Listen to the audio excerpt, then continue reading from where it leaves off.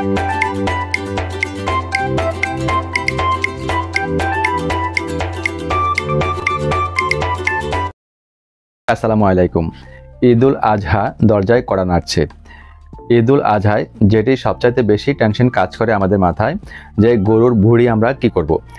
আজ আমি আপনাদের সাথে গরুর ভুঁড়ি পরিষ্কার করা, ভুঁড়ির ব্যাড স্মেল দূর করা, ভুঁড়ি রান্না করা এবং ভুঁড়ি ভুনা করা 4টি স্টেপে আজকের রেসিপিটি শেয়ার করছি। আশা করছি আজকের রেসিপিটি আপনাদের সবার উপকারে আসবে। রেসিপিটি একটু উপকারে আসলে সবার সাথে শেয়ার করার অনুরোধ করছি। প্রিয় দর্শক, প্রথমে আমি গরুর ভুঁড়ি পরিষ্কার করা দেখাচ্ছি। এখানে আপনারা ছাগল, ভেড়া কিংবা দুম্বা, মহিষের ভুঁড়িও এভাবে পরিষ্কার করতে পারবেন। একেবারে অথেন্টিক গ্রামীণ উপায়ে আমি গরুর ভুঁড়িটা পরিষ্কার করা দেখাচ্ছি। দেখতেই পাচ্ছেন মা খালারা যেভাবে পরিষ্কার করতো, এটা আমার আম্মু পরিষ্কার করছে। একদম কোনা দিয়ে একটু উঠিয়ে আস্তে আস্তে এভাবে উঠিয়ে নিলে একদম ক্লিন। গরম পানি দিয়ে অনেকে এভাবে কালোটা সরিয়ে নিয়ে গরুর ভুঁড়ি রান্না করে খায়, এটা আমার কাছে কেমন জানি মনে হয়। আমি একেবারে অথেন্টিক গ্রামীণ উপায়ে মা খালারা যেভাবে তৈরি করতো বা পরিষ্কার করতো সেভাবে আমি পরিষ্কার করে দেখিয়েছি। সরাসরি চলে আসলাম। চুলা একটা পাতিলে ভুঁড়িগুলা নিয়ে আমি 2 টেবিল চামচ হলুদ দিয়ে দিলাম। হলুদ কিন্তু একটা অ্যান্টিবায়োটিক। তো এখানে 1 টেবিল চামচ লবণ দিয়ে দিলাম। পানি দিয়ে দিলাম ভুঁড়ির গায়ে গায়ে, ভুঁড়ি থেকেও কিন্তু পানি বের হবে। এটা হচ্ছে প্রথম প্রসেস। ঢাকনা দিয়ে ডেকে ফুটিয়ে নিব আমি 5 মিনিট। 5 মিনিট পর ঢাকনাটা খুলে একটু নেড়েচেড়ে মিশিয়ে নিব। দেখতে পাচ্ছেন ভুঁড়ি থেকেও পর্যাপ্ত পরিমাণে পানি বের হয়ে এসেছে। তো একটু উল্টে পাল্টে দিচ্ছি যাতে ভালো করে এগুলা বয়েল হয়, তবে রান্না না, এটাকে আমরা বয়েল করছি।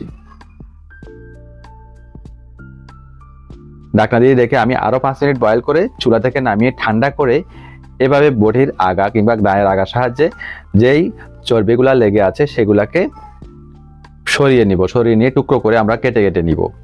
তো 2 পাশ থেকে আমি সরিয়ে নিচ্ছি, দেখতে পাচ্ছ প্রিয় দর্শক, এবং পছন্দ মতো টুকরো করে কেটে নিলাম। কতটুকু হয়েছে সেটা আমি মেপে দেখব এখন। দেখতে পাচ্ছেন কিচেন স্কেলের আমি একটি বল দিয়ে কিচেন স্কেলটা অন করে দিয়ে আমি ভুঁড়িগুলা দিয়ে দিলাম।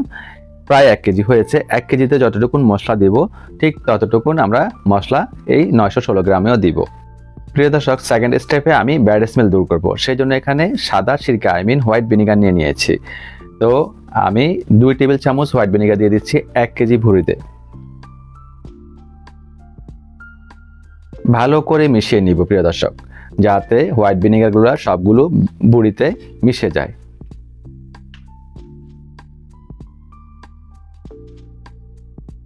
এখন আমরা রেস্টে রেখে দিব 10 মিনিট। 10 মিনিট পর আমি পানি দিয়ে দিচ্ছি পর্যাপ্ত পরিমাণে, তবে এটা গরম পানি দিচ্ছি। আমি মিডিয়াম গরম পানি অ্যাড করে দিচ্ছি। এতে করে ভুঁড়িতে লেগে থাকা চর্বি, ব্যাড স্মেল সব কিছু দূর হয়ে যাবে। তো আমি এভাবে 3 বার পানি বদলিয়ে পরিষ্কার করে নিয়ে আসব। একটু নেড়েচেড়ে মিশিয়ে নিচ্ছি আপনাদের সরাসরি একবার দেখানোর জন্য। দেখতে পাচ্ছেন চর্বিগুলো কিন্তু উপরে উঠে আসছে এবং যে একটা ব্যাড স্মেল থাকে সেটাও কিন্তু দূর হয়ে যাবে এই প্রসেসে ক্লিন করলে। তো আমি নিয়ে যাচ্ছি 3 বার পরিষ্কার করে আমি নিয়ে এসেছি ভুঁড়িগুলো, দেখতে পাচ্ছেন প্রিয় দর্শক। এবং আমরা যে পাত্রে রান্না করব সেই পাত্রে এখন ভুঁড়িগুলো নিয়ে নিব। একটু স্প্রেড করে দিচ্ছি। এখন আমরা ম্যারিনেশন করব। দেখতে পাচ্ছেন ধোঁয়া উঠছে, গরম পানি দিয়ে আমি করেছি। আদা দিয়ে দিলাম আমি 1 টেবিল চামচ, রসুন বাটা দিয়ে দিলাম 1 টেবিল চামচ।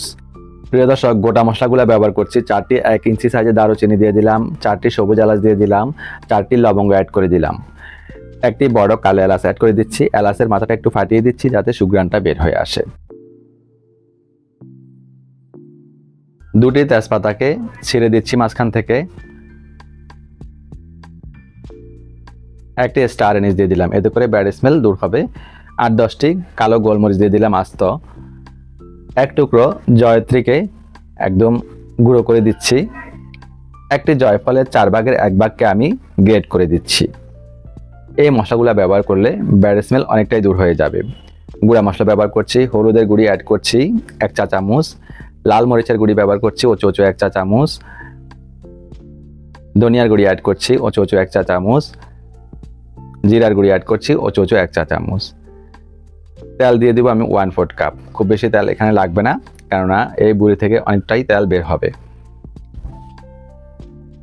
হাতের সাহায্যে খুব ভালো করে মেখে নিব, এমনভাবে মাখাবো যাতে মশলাগুলা বড়িগুলোর সাথে ভালোভাবে মিশে যায়। এখন হাত ধোয়া পানি দিয়ে দেবো একটু। প্রথম অবস্থায় বড়িগুলোকে আমরা প্রথমে কষিয়ে নিব। কষানোর জন্য যতটুকুন পানি লাগবে ঠিক ততটুকুন পানি আমি এখানে অ্যাড করছি, মানে বড়ির গায়ে গায়ে পানিটা দিয়ে দিলাম। একটু নেড়েচেড়ে মিশিয়ে নিচ্ছি। আমি কিন্তু বড়ি রান্নাটাও করছি কিন্তু গ্রামীণ উপায়ে, অথেন্টিকভাবে মা খালারা দাদি নানিরা যেভাবে রান্না করতেন। চুলায় চলে যাব। চুলায় চাপিয়ে দিলাম প্রিয় দর্শক, ঢাকনা দিয়ে ডেকে দিলাম। চুলার ফ্লেমটা প্রথমে ফুটে ওঠা পর্যন্ত হাই ফ্লেমে রাখবো। এরপর ফুটে উঠলে আমি ঢাকনাটা খুলবো। খুলে প্রথমে দিয়ে দেব লবণ। লবণটা একটু চিন্তা করে দিতে হবে। আমি 1 চা চামচ ব্যবহার করেছি, খুব বেশি লবণ ব্যবহার করা যাবে না, বড়িটা একটু এমনিতেই লবণাক্ত হয়। ভালো করে নেড়েচেড়ে মিশিয়ে নিচ্ছি। আবারও ঢাকনা দিয়ে ডেকে কষানো পর্যন্ত আমি রান্না করব মিডিয়াম টু লো ফ্লেমে। ঢাকনাটা খুলছি, আর কষাতে আমার প্রায় 40 মিনিট সময় লেগেছে। নেড়েচেড়ে মিশিয়ে নিচ্ছি। প্রিয় দর্শক দেখতেই পাচ্ছেন তেলটা কিন্তু বের হয়ে এসেছে, তার মানে বড়িগুলো আমাদের কষানো ডান। এখন আমরা বড়িগুলো রান্নার জন্য পানি দিয়ে দিব। এখানে গরম পানি ব্যবহার করতে হবে, কোনোভাবে ঠান্ডা পানি ব্যবহার করা যাবে না, তা না হলে বড়িগুলো রাবারি হয়ে যাবে, সফট হবে না। দিয়ে দিলাম পর্যাপ্ত পরিমাণে গরম পানি, একদম ডুবু ডুবু করে। ভালো করে নেড়েচেড়ে মিশিয়ে নিচ্ছি। ঢাকনা দিয়ে ডেকে মিডিয়াম টু লো ফ্লেমে আমি কুক করব। একবার ফুটে উঠেছে, আমি ঢাকনাটা খুলেছি প্রিয় দর্শক, আবার একটু নেড়েচেড়ে মিশিয়ে নিচ্ছি। এখন আমরা চুলার ফ্লেম লো টু মিডিয়াম ফ্লেমে রেখে বড়িগুলোকে পুরোপুরি কুক করে ফিরে আসব। তো প্রিয় দর্শক ঢাকনাটা খুলছি, আর এই বড়িগুলা কুক হতে আমার সময় লেগেছে 2 ঘন্টা 30 মিনিট। তো আমি একদম মিডিয়াম টু লো ফ্লেমে কুক করেছি, ভালো করে নেড়েচেড়ে মিশিয়ে দিচ্ছি। আর এইভাবে বড়ি থেকে তেলটা বের হয়ে আসা পর্যন্ত আমরা কুক করে নিব। আমি দেখাচ্ছি কেমন সিদ্ধ হয়েছে, একদম সফট নরম হয়ে গিয়েছে, নিশ্চয় আপনারা দেখতে পাচ্ছেন। ঢাকনা দিয়ে ডেকে চুলা থেকে নামিয়ে নিব। থার্ড স্টেপ আমরা ভাজি করব। এখন চুলা একটা প্যান বসিয়ে দিয়েছি, তাতে 1/4 কাপ কাঠের ঘানিতে বানানো সরিষার তেল অ্যাড করে দিলাম। তেলটা গরম হলে আমি এখানে আস্ত জিরে অ্যাড করে দিলাম 1/4 চা চামচ। 2টি শুকনো মরিচকে মাঝখান থেকে ছিঁড়ে দিচ্ছি। 30 সেকেন্ড ফোড়ন দেব। সুন্দর একটা স্মেল নাকে আসলেই আমরা এখানে অ্যাড করে দিব পেঁয়াজ কুচি। তো আমি এখানে 1 কাপ পেঁয়াজ কুচি অ্যাড করছি। নিশ্চয় আপনারা লক্ষ্য করেছেন রান্না করার সময় আমি কোনো পেঁয়াজ ব্যবহার করিনি। কেন ব্যবহার করিনি? পেঁয়াজটা দিলে কিন্তু তরকারি নষ্ট হয়ে যায়। তো আমরা কিন্তু এই বড়িগুলোকে রেখে রেখে কিন্তু অল্প অল্প করে নিয়ে ভাজি করে করে খেতে পারবো, সেই জন্য আমি পেঁয়াজটা ব্যবহার করিনি। এখানে একটা টিপস দিলাম, লবণ দিয়ে দিলাম যাতে দ্রুত পেঁয়াজটা নরম হয়ে যায়। তো প্রিয় দর্শক আমরা ভালো করে নেড়ে ছেড়ে পেঁয়াজের রংটা সাদা বাদামি আকার ধারণ করা পর্যন্ত ভেজে নিব।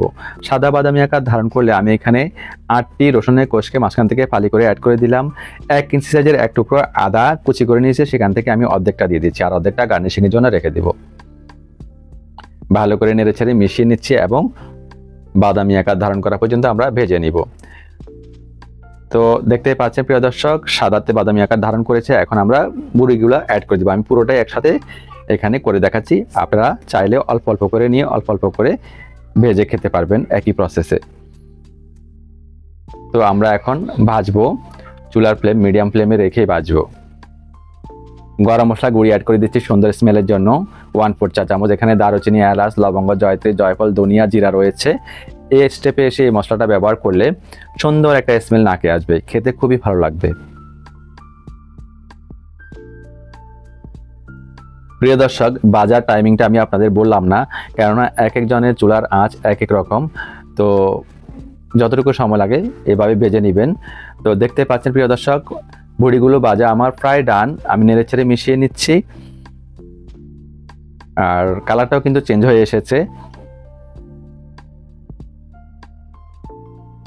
উল্টে পাল্টে দিব, ভালো করে নেড়ে ছেড়ে মিশিয়ে ভেজে নিব।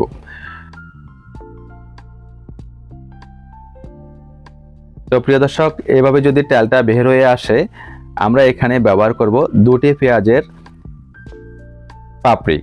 আমি 2টি পেঁয়াজের দেশি পেঁয়াজের পাপড়িটা ছিঁড়ে নিয়েছি, সেগুলো ব্যবহার করছি। ভালো করে নেড়েচেড়ে উল্টে পাল্টে মিশিয়ে নিব এবং আমরা 3 মিনিট এখানে ভেজে নিব।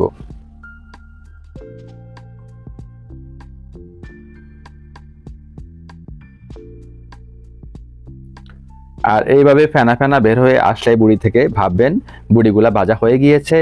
একবার নেড়েচেড়ে মিশিয়ে দিয়ে আমরা আর অপেক্ষা করব না, চুলা থেকে সরাসরি নামিয়ে নিব।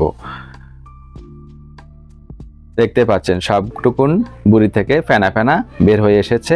এখন চুলা থেকে নামিয়ে গরম গরম পরিবেশন করে দিব।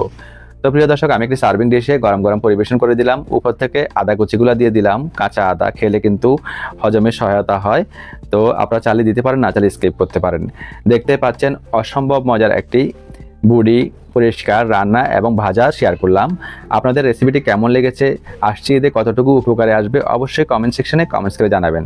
রেসিপিটি যদি উপকারে আসে আমার চ্যানেলটিকে সাবস্ক্রাইব করে নিয়মিত আমার চ্যানেলের পাশে থাকার অনুরোধ করছি। আমরা যারা জেকে লাইফস্টাইল করছি, যারা করছি না, সবাই খেতে পারবো। সবাই ভালো থাকবেন, সুস্থ থাকবেন, সবাইকে অগ্রিম ঈদ মুবারক। আল্লাহ হাফেজ।